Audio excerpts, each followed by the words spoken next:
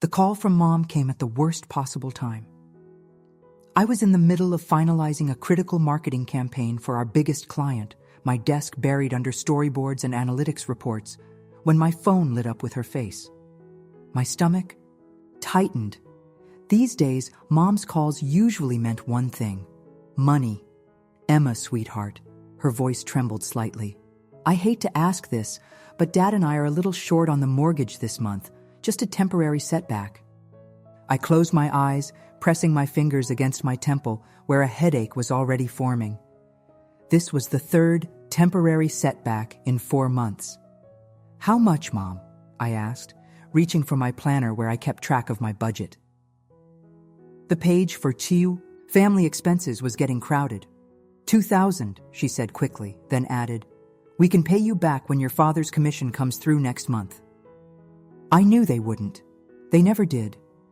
But I also knew I wouldn't let them lose their house. "I'll transfer it this afternoon," I said, mentally calculating what this would do to my savings plan. "You're an angel," Mom gushed. "We're so lucky to have you. Oh, before I forget, Natalie needs new soccer equipment. Her coach says she has real potential." Natalie was my 16-year-old sister, the baby of the family. My parents had her late in life, a surprise they weren't financially prepared for, especially with my father's unpredictable career in real estate.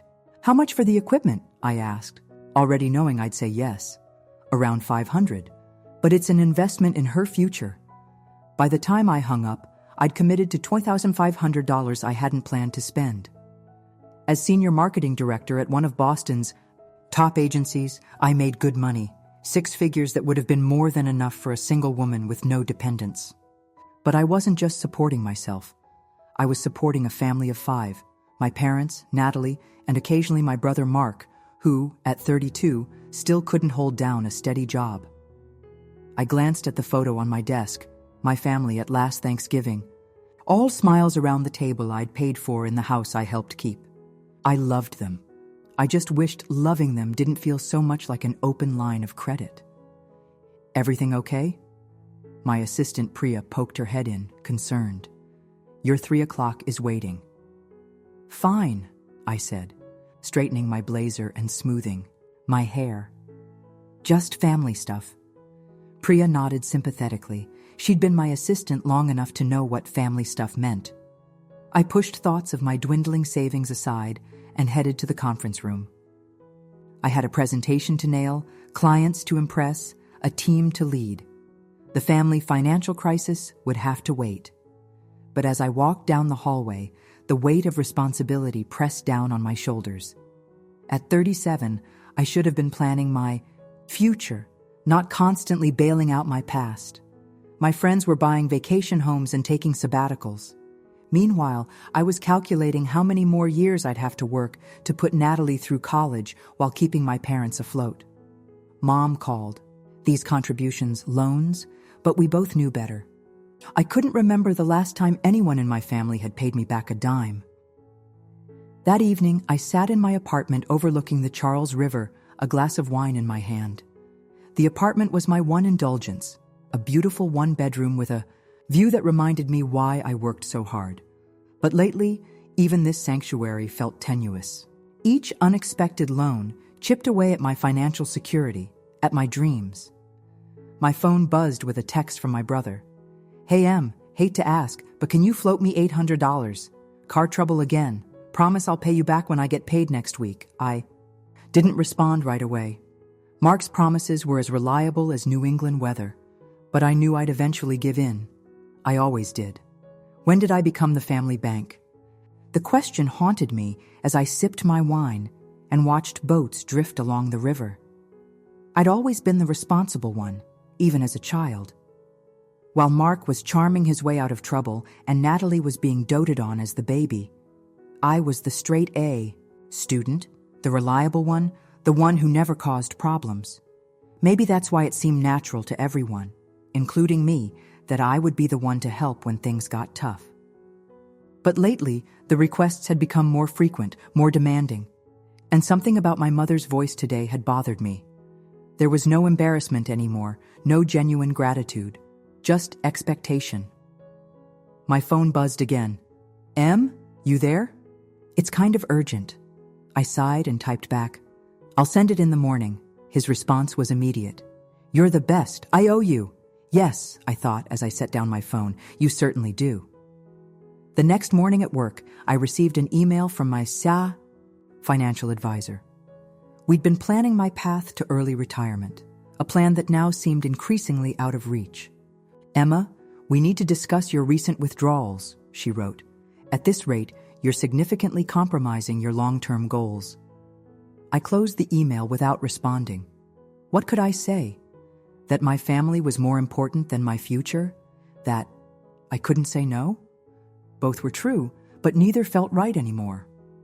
At lunch, my friend Diane studied my face from across the table. You look stressed, she observed, pushing a salad around her plate. Is it the Thornton campaign? No, the campaign's... Fine, I said. It's just... I hesitated, then decided to confide in her. My family needs money again. A lot of money. Diane put down her fork. Emma, how much have you given them in the last year?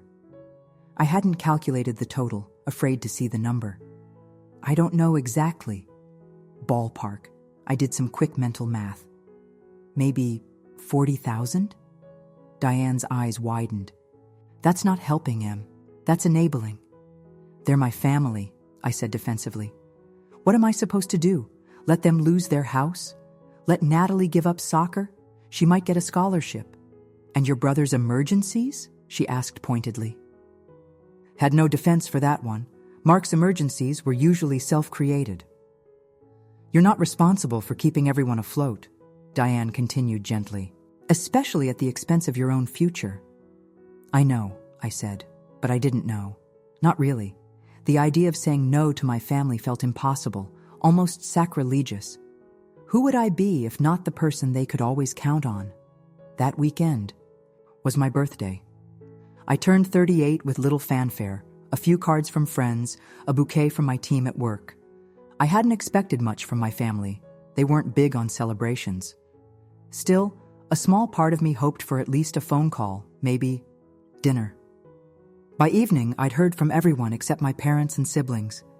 I told myself they were busy, that they'd call tomorrow.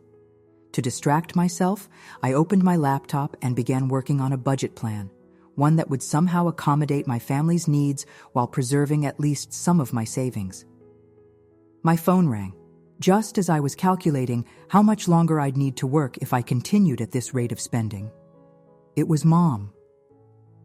Happy birthday, sweetheart, she said, sounding distracted. Sorry it's so late. We've been running around all day with Natalie's tournament. That's okay, I said, trying to hide my disappointment. How did she do? Oh, she was wonderful. The coach says she's a natural. Listen, we're thinking of getting her private lessons. They're expensive, but with your help... Mom, I interrupted, a rare occurrence.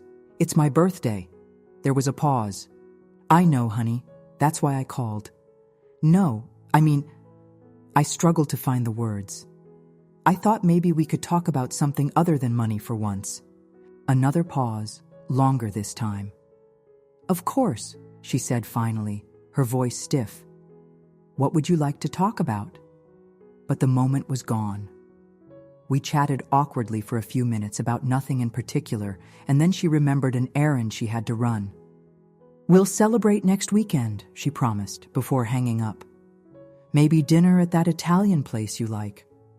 I knew we wouldn't. There would be another crisis, another reason why they couldn't spend the money on a dinner out. The Italian place. I liked wasn't expensive, but it wasn't as cheap as me transferring money to their account.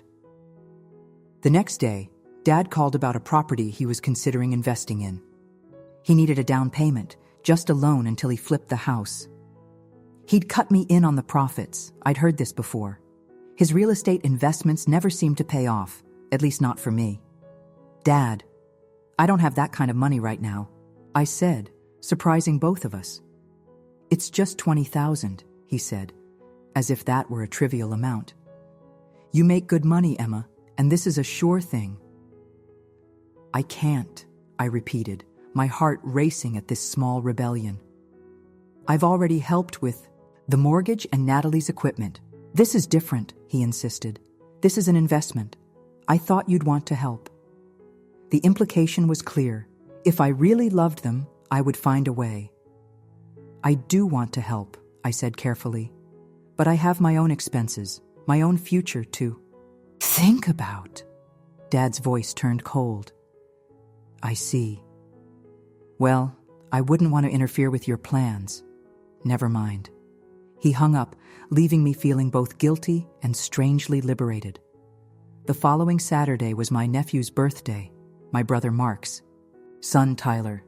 Despite the tension with my parents, I wouldn't miss it. I arrived at my parents' house with a gift for Tyler and a cake I'd picked up from an expensive bakery. The house was chaotic, filled with children running and screaming. Mark greeted me with a hasty hug before disappearing to manage a dispute over toys. My parents were in the kitchen, my mother arranging snacks while my father mixed drinks. Emma, Mom said when she saw me. Good, you're here. Did you bring the cake?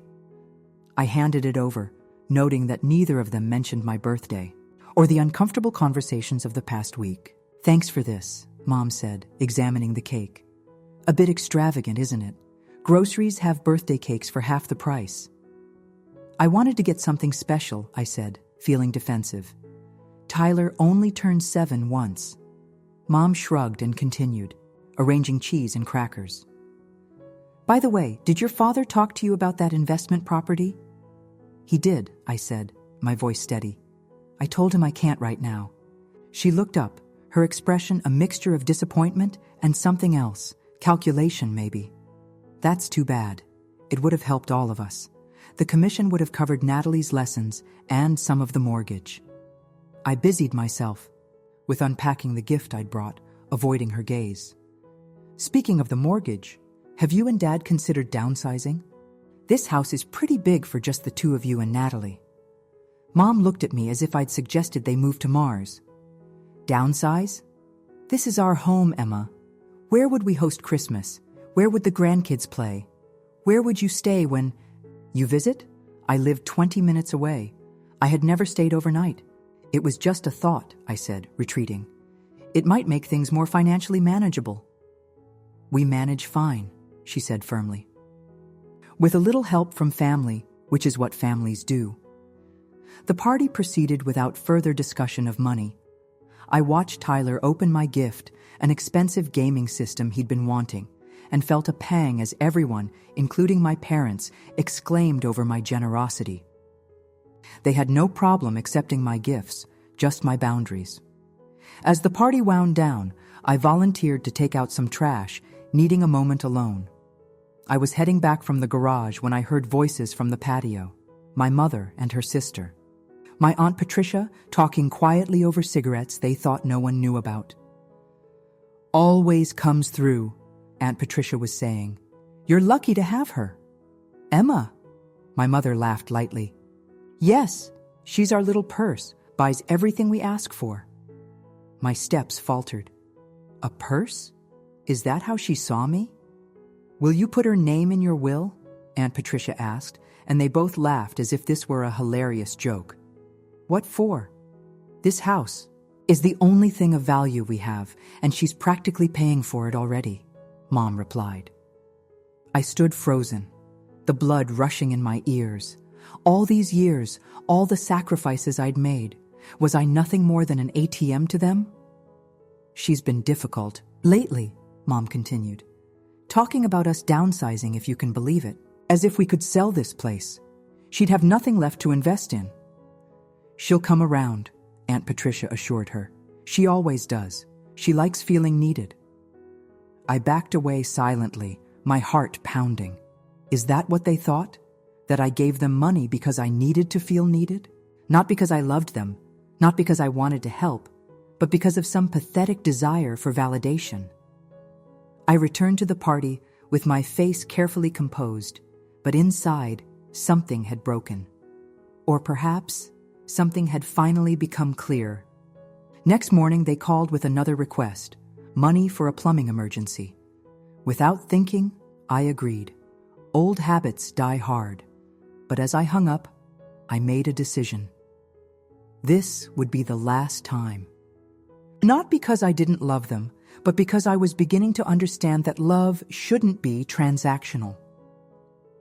Over the next few weeks, I consulted with my financial advisor, creating a new budget that prioritized my future.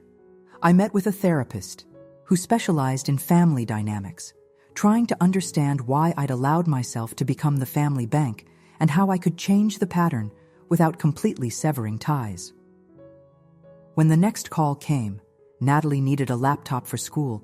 I was prepared. "I can't help this time," I said, my voice calm despite my racing heart.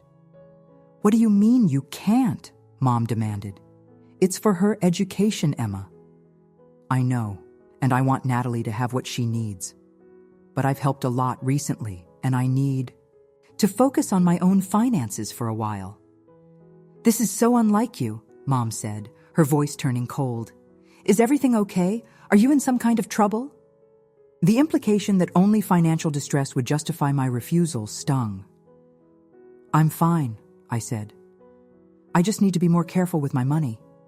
"More careful?" she echoed incredulously. "You make 6 figures. What do you even spend it on? It's not like you have a family to support." The irony of her statement was breathtaking. "Actually, Mom, I do support a family. Yours." The silence that followed was deafening. "I see," she finally said. "Well, if that's how you feel about helping us, then fine. We'll figure something out. We always do." After hanging up, I felt a mixture of guilt and relief. It wasn't easy, saying no. But it was necessary. The fallout was immediate and severe. My parents became distant, my brother sent passive-aggressive texts, and I heard from others that they were telling family friends I'd changed, that success had made me selfish. Only Natalie seemed unchanged, still texting me about school and friends, never mentioning money. She visited my apartment one afternoon, ostensibly to borrow a dress for a school dance. "Mom and Dad are really mad at you," she said as she tried on the dress. "I know," I replied, helping her with the zipper. "They'll get over it." She turned to face me, suddenly looking older than her 16 years. "They say you won't help us anymore because you're selfish." I sat on the edge of my bed, patting the space beside me. Natalie sat down, the borrowed dress shimmering in the afternoon light. "I've helped a lot over the years," I said carefully. "But I need to think about my future too. That doesn't mean I don't love you all." Natalie nodded slowly. "I know you love us, and I don't think you're selfish. You bought me all my soccer stuff." "I wanted to," I assured her. "I love watching you play. But your parents are adults, and they need to figure out how to manage without always relying on me." "They're not very good at that," Natalie said with surprising insight. "No," I agreed. "They're not. But maybe they can learn." As months passed, my relationship with my parents remained strained. They called less frequently, and when they did, conversations were stilted. They declined my invitation to Thanksgiving, saying they'd already made other plans.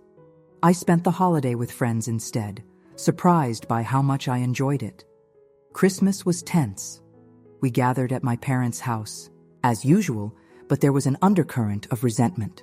My gifts to everyone were thoughtful, but not extravagant. My parents' gift to me was a scarf that still had the clearance tag attached. Mark cornered me in the kitchen at one point, beer in hand. "You know, they're really struggling," he said, accusingly. "Dad's business is slow, and the mortgage—" "Mark," I interrupted, keeping my voice low to avoid being overheard. "I've helped enough. It's time for everyone to stand on their own feet." "Easy for you to say," he scoffed. "Not everyone has your salary." "No," I agreed. "But everyone has choices. I choose not to spend my entire paycheck before I get it. I choose to save for retirement. I choose not to buy things I can't afford." He rolled his eyes and walked away, muttering about how I'd changed. Maybe I had changed. But as I drove home that night, I realized it wasn't a bad thing. For the first time in my adult life, I was putting myself first, not selfishly, but self-respectfully. The new year brought unexpected changes. My parents, faced with the reality of their financial situation without my constant bailouts, finally made the decision to downsize. They sold the big house and moved into a more manageable condo. It was a practical choice, one I had suggested, months earlier, but they never acknowledged this. Mark, surprisingly, found steady work at a construction company.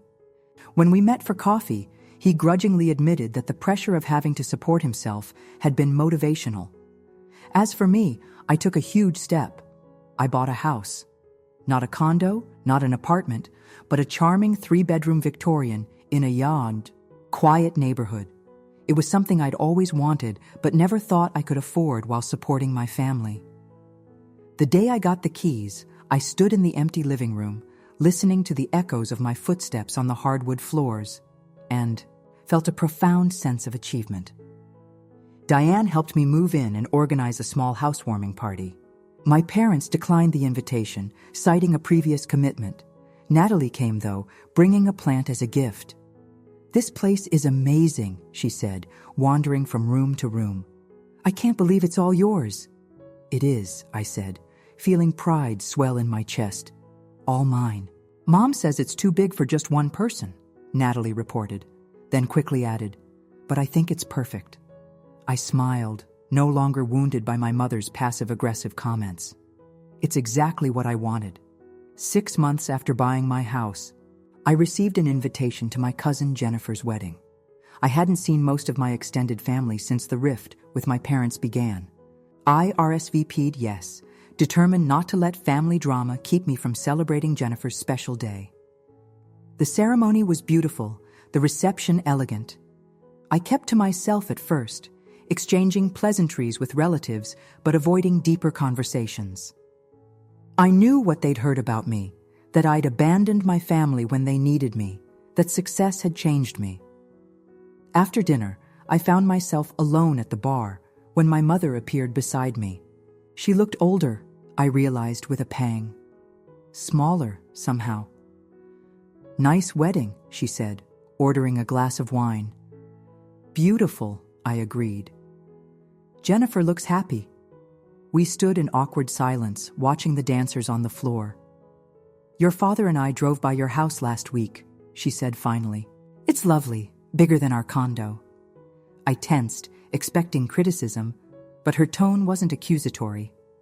"Thank you," I said. "I'm really happy there." She nodded, taking a sip of her wine. "We're doing okay, you know. The condo is easier to manage. Your father is talking about retiring next year." "That's good," I said, genuinely pleased. "I'm glad things are working out." She turned to face me fully, her expression complicated. "We miss you, Emma." The simple statement caught me off guard. It was the first time since our fallout that either of my parents had expressed anything other than resentment. "I miss you." "Too," I admitted. "Or at least, I miss who I thought we were." She flinched slightly at this, but didn't argue. "We took advantage," she said quietly. "I see that now." It wasn't quite an apology, but it was more acknowledgement than I'd expected. "I never minded helping," I told her. "But I minded being expected to help. I minded being taken for granted." I paused, then added, "I minded being called a purse." Her eyes widened. "You heard that? At Tyler's party?" I nodded, the hurt of that moment still fresh. My mother looked away, her face flushing. I shouldn't have said that. It was thoughtless. It was honest," I corrected her. "And it helped me see things clearly." A cousin waved to my mother from across the room, signaling that the bouquet toss was about to happen. She hesitated, clearly torn between ending our conversation and responding to the summons. "Go ahead," I said. "We can talk more later." She squeezed my hand briefly before walking away. It wasn't reconciliation, but it was a start. That night, driving home to my house, my beautiful, hard-earned house, I reflected on how much had changed in a year. I had set boundaries that had been painful but necessary. I had put myself first after a lifetime of putting everyone else first. I had discovered that love and support didn't have to mean financial servitude.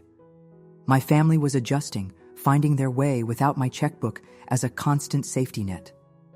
Our relationships were different now, more distant in some ways, but also more honest.